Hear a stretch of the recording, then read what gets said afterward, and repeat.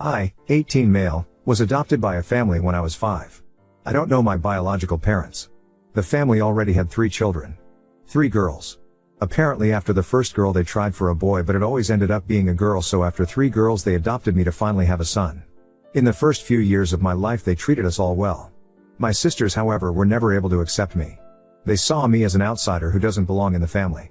Actually, it was the oldest one, called Alicia, who poisoned the other 2, called Maria and Juliet, against me by telling them that our parents would treat me better because I was a boy, which wasn't true. In fact, all 3 of them protested against me getting a room in the same floor as them. And my parents gave in. There was a spare room in the basement where I had to sleep now.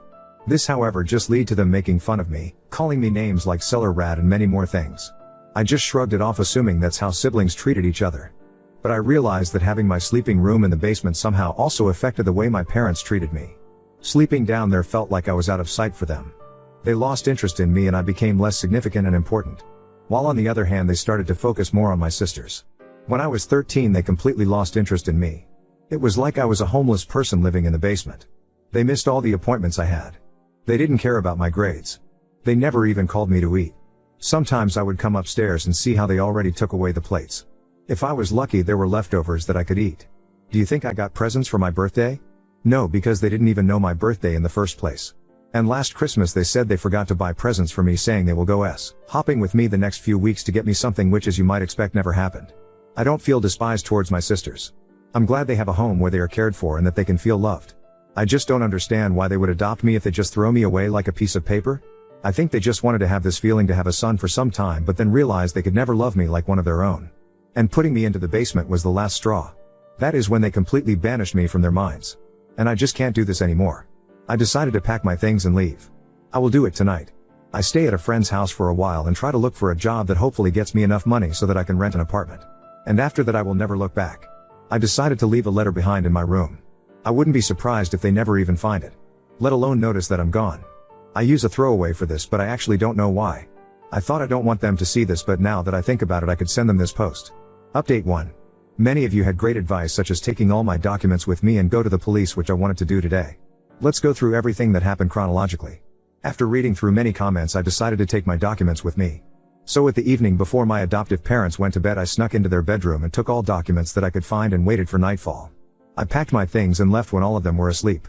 Everything went as planned. I silently left the house and went to my best friend's home. He had an apartment in a neighbor city, so I had to walk for a while. I arrived at his apartment between 2 and 3 a.m. He had a spare bedroom that he used for visitors who might want to stay for the night. We agreed that I could live with him as long as I want. He only expected me to find a job quickly, and if I do he wants me to help him pay the rent for it. I was fine with that. I slept through the night and at the morning I started looking for jobs immediately. But now a few hours something more than interesting happened. While I was on his laptop still looking through the online job advertisements and collecting them, the doorbell rang. He opened the door and I heard a familiar voice. But it wasn't one of my parents. It was one of my sisters. Maria, to be exact. The middle sister. I heard how she asked if I was here. He wanted to lie for me, but I decided to talk to her to find out what she wanted. So I appeared behind him and she winked, "Thank God you're here," and hugged me. I was completely overwhelmed and surprised and didn't know what to say, and then she told me how she found me, and this is where things get more interesting. She told me that this morning a way too familiar sounding story appeared on her TikTok For You page. Apparently my story was shared by a TikTok account who actually had a quite big audience. And she became even more suspicious of the situation when her and the name of her sisters were also mentioned. To be sure about the situation, she went in the basement and into my room, where she found the room mostly empty and of course my letter. I mentioned in the story that I would stay with a friend, so she went out looking for me, telling our parents she was about to visit a friend. She said she drove to 2 different houses before finding the correct address. She apparently visited 2 other friends of me before finding the correct apartment. Apparently she also took the letter with her. She said she hasn't showed them the letter yet and wanted to talk to me first. No one besides her knew where I was or what I did the last night. She apologized to me and offered to talk with her on my side to our parents. She explained that the way I talked about her in the original post made her feel bad. She said she never hated me or anything. She admitted that she protested against me having a room on their floor, but just because of Alicia's influence on her and because she believed her lies when she was younger. Now that I think about it, unlike Alicia and Juliet, she never called me bad names. She said that Juliet probably also is just insufferable because of how Alicia manipulated her. She said she never realized how bad I was treated. She never gave a second thought about me because Alicia spread rumors that I was just very socially awkward and overall didn't like any of them, and that I would just lock myself inside the basement like the worst introvert and all of that. And as a reason for her claims, she just reminded them that I was adopted and that is why I would try to make myself the outsider. I said to her that this might explain why she and Juliet might have been like that to me but not why my parents would have behaved that way. She replied that she also can just make claims here without any proof, but she thinks it's because even between them Alicia is the golden child as the firstborn. Her and Juliet are only the failed attempts of them having a boy. And her being the golden child made it easier for her to manipulate both of them into believing the lies she told them. Then she said that she knows that mom and dad would be pretty easy to manipulate if you know how. And then she gave me 4 options. 1. I could come with her right now and talk with her to my parents. 2. She would let me think about it and leave but not tell my parents. 3.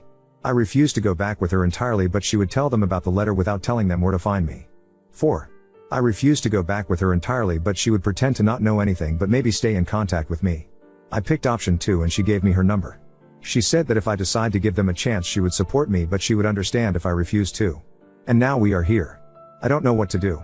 I would lie if say I wasn't tempted to give THM a chance, but on the other hand if it's true that Alicia is the one behind all of that I don't know if I want to deal with her again. Update 2. I start this by saying that many of your comments suggested that Maria could have potentially manipulated me and that I shouldn't trust her just now. Which I understand. I decided to stay with my friend. Especially since I applied for so many jobs yesterday and I think I could find one in no time. So there is no reason for me to get back with them as an 18-year-old. But these are just side facts. I would have not given you an update if nothing had happened. Apparently my adoptive parents did realize I was gone recently so they started looking for me. They are sure that Maria knew where I was considering she had my letter with her. I'm currently only in contact with Maria who told me all of this. Apparently my parents tried asking her about my whereabouts and grounded her after she refused to tell them. Yes, they grounded a 21-year-old. Couldn't believe it either. As many of you suggested, I went to the police so they couldn't file a missing report about me. And meanwhile Alicia started to spread rumors again. Apparently she used my disappearance as a proof that she was right with everything and Juliet believes every single word. She is completely under Alicia's control. Even though I didn't want to see them again, I kind of want to give Maria a chance. I asked my friend if hypothetically Maria could stay with us too. He raised an eyebrow and said only if she wants to sleep on the couch, and then he asked me why I want her here in the first place. The thing is, if she cares about me then I don't want her to stay with this family. He was annoyed but said yes. I texted her asking if she'd consider to move out and offered her to stay with me and my friend. Before you say it. I know it seems like a way too quick decision. But I truly think that Maria is not like the rest of them. Many of you said that she probably wanted to save face, but someone wouldn't go through all that to find me and then protect me by keeping my whereabouts a secret if they just wanted to save face. Considering that I never mentioned their last names or where they live, so it's not like anyone could have known it was her in real life. I honestly think that my story opened her eyes. She answered by asking if I was for real and that she wasn't sure. I reminded her that she is 21 and probably should think about moving out of our parents' house anyway. And that she was grounded at her age is pretty effed up. They treat their children like 10-year-olds even if they are adults. She said she is not denying that she would like that because apparently Alicia also started to spread lies about her too because of how she behaves towards me. She overheard how she was talking to her friends about her and that she was called the complicit of a maniac. Still don't know why Alicia hates me so much, but I don't care about it. She said she doesn't think it's a bad idea, but she wants to find a job to have a financial stability first before moving out. That was fair enough. And my friend was much happier this way too. He said he isn't really excited of having another jobless person living with him. But he said that if she has a job he'd gladly help her. One more reason why I think that Maria moving out isn't a bad idea is because if both her and me got a job we could probably rent an apartment together in no time and would not have any financial problems. So yeah, that's it for now. Let's see what happens in the future. I want to mention one more thing. On my last post some people were talking badly about the TikTok account that shared my story. Please don't talk badly about the account. They didn't know it would end like that and I don't have a problem with anyone sharing my story. Thank you for reading 3 edit. Some of you pointed out the situation with my friend. Believe me, if I wasn't sure he was okay with it I would not have suggested it. He was unsure about the offer at first because I hadn't asked her before asking him, so of course he thought it was just another jobless person. But like I said, he is fine with it as long as she has a job. And I'm definitely grateful for what he is doing and I will repay his kindness. Don't worry about that. Smile, what he does should not be taken for granted and I know that. You're also right that offering her to live in his apartment is going a bit far. But like I said, he is an amazing person. I wouldn't do it if I knew he wasn't 100% okay with it. Update 3. Today I got a call from Alicia. And apparently nothing is what it seems to be. I still try to process this call. I've been in contact with Maria for a few days and I truly thought she was different, but she was just like the others. When I got the call today it was an unknown number. I froze when I heard Alicia's voice. She screamed at me saying, "Who the hell do I think I am to talk about her like that?" We had a little argument but somehow managed to calm down. I thought about hanging up but I wondered what she wanted from me. She told me to grow up. I was never part of their family according to her, and that I should have known it since the beginning and stopped crying about it now when I could have done something about it the entire time. I admit I was angry and not very nice. I told her to go FCK herself and told her I was going to get Maria out of there too because both us wouldn't deserve a life around someone like her. Then she said something I guess she shouldn't have said. She said that I was ridiculous because Maria was a part of all of this theater and if I truly thought mom and dad cared about me. Then she accused me of trying to ruin her family and told me what really happened after I left. They tried to save their face. Maria hasn't told me the full story.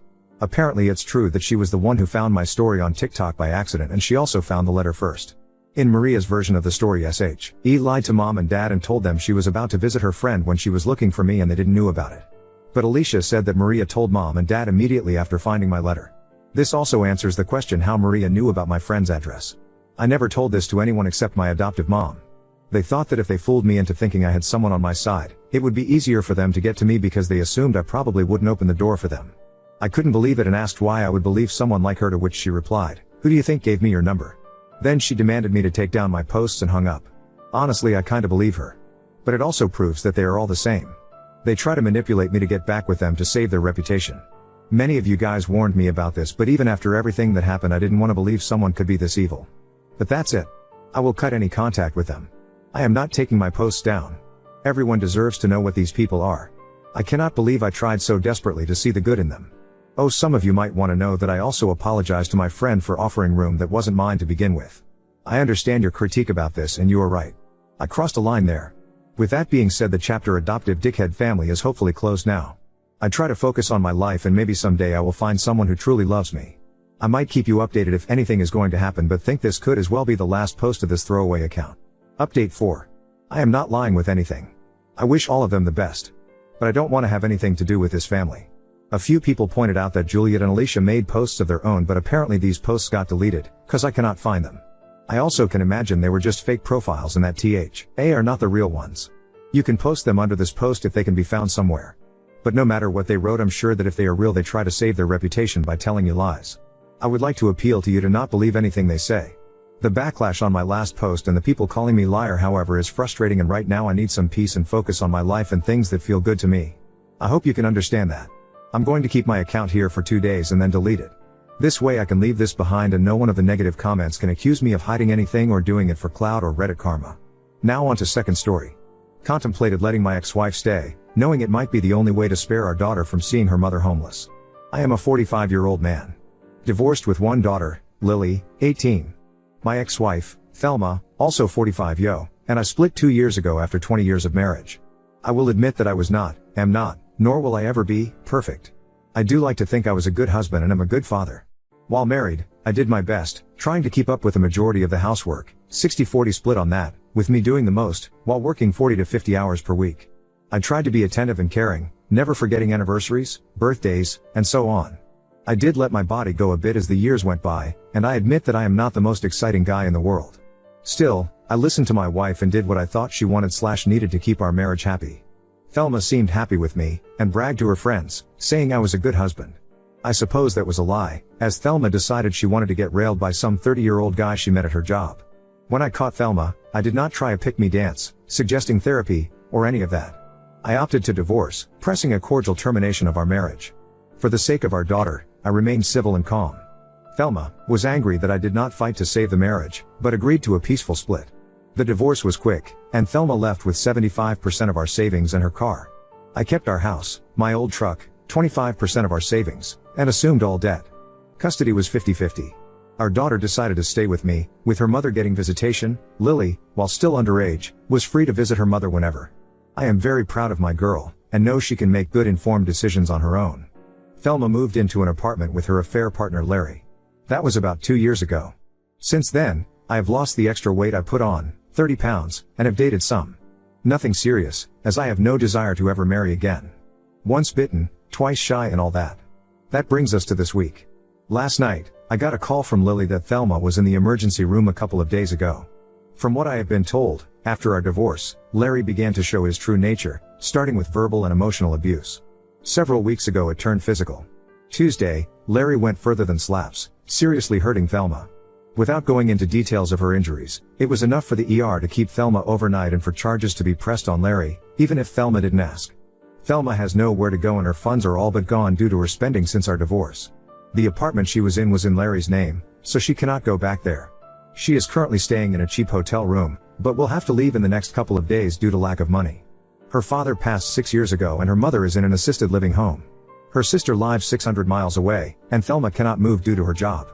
She has no close friends that can take her in. Our daughter lives in a dorm, so Lily cannot let Thelma stay there. Unless she can find someone willing to take her in soon, Thelma will be homeless or in a shelter. Lily called me to ask if I would be willing to let Thelma stay with me until Thelma is able to find an apartment or somewhere to go. I am, literally, the last hope Thelma has. Now to my problem, should I open my home to let Thelma back in? I am not so cold-hearted as to enjoy Thelma's situation. I am closer to apathy, to be honest. Part of me wants to simply shrug and say not my monkey, not my circus. Still, I know how bad Lily would hurt to see her mother suffering and on the street. I have talked to friends and family, with answers ranging from you have room, so move her in, to pay for her first month and deposit on an apartment, to screw her and her ugly tattoo. There was one friend of mine that said move her in and make her pay with booty, but he is the dumbass friend we all ignore. I am going to go ahead and try to head off what I am guessing will be questions people may ask. Thelma may have cheated, but she is a good mother. Thelma is not a narc or evil person.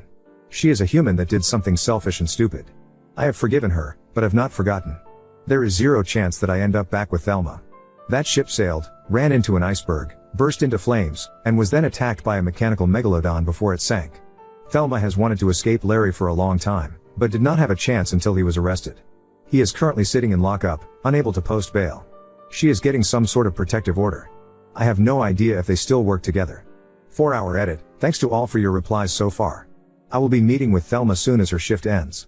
We are going to Waffle House, and this will be the first real conversation I have had with her in over a year. I kept contact to text only and focused on Lily until now.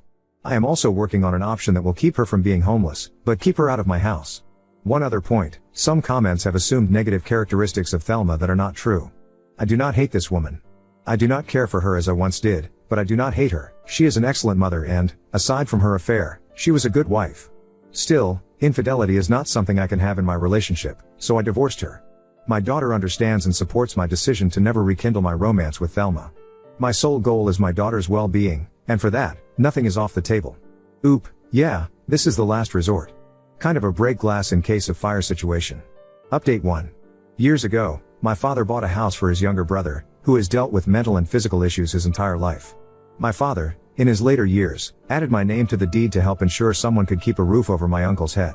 Now that my uncle is getting older and has retired, wants to move in with his sister and live a basement apartment at her house that will be perfect for him. The initial plan was for us to sell the house and give half the sell price to my uncle. Plans change. It cost me quite a bit, but I bought out my uncle's half of the property, removing him from the deed. I added Lily, my daughter, as an owner to the property, which now has my name and hers. Thelma signed a rental agreement and has moved in there, paying a small amount of rent. This takes care of Thelma's living situation, keeps her out of my house, and sets up Lily for the future with a place of her own, should she ever need one. Lily is extremely happy with this setup, knowing her mom is safe and has a place to live. The rent is little, far lower than market, but it covers insurance and other upkeep. Thelma is using her employer's assistance program for some therapy visits to deal with some mental health issues after living with Larry. I am 100% sure she is over him and will not be welcome in her life. Over the past 2 weeks, I have seen Thelma as a changed woman. I don't quite know how to word it, but she seems more thankful for what she has and less impulsive. More than anything, she seems focused on trying to fix her life. That leaves me, my kid is happy and I got her primed for a good life. Yes, it cost. But it was just money. If it means I have to work a few more years, so be it. In the end, it will be worth it to give my princess the best launch into the world I can give her. A few days ago, I was in a minor accident, leaving me a little banged up.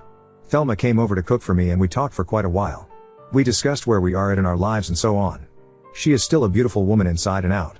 I know people are quick to condemn cheaters to be branded with scarlet letters and to be beyond forgiveness. Granted, there are some terrible people out there that revel in infidelity. Thelma is not one of them. She is a good person that did something very, very selfish and stupid. She has paid for it. Both Lily and I have forgiven her. Time to move on. I had a question about what happens if Thelma starts dating again. Well, so what? She is not my wife anymore. We are not in any sort of committed relationship. She is free to date or not as she desires. As far as me and Thelma getting back together, the answer is no. I will never marry again. Anyone. For any reason.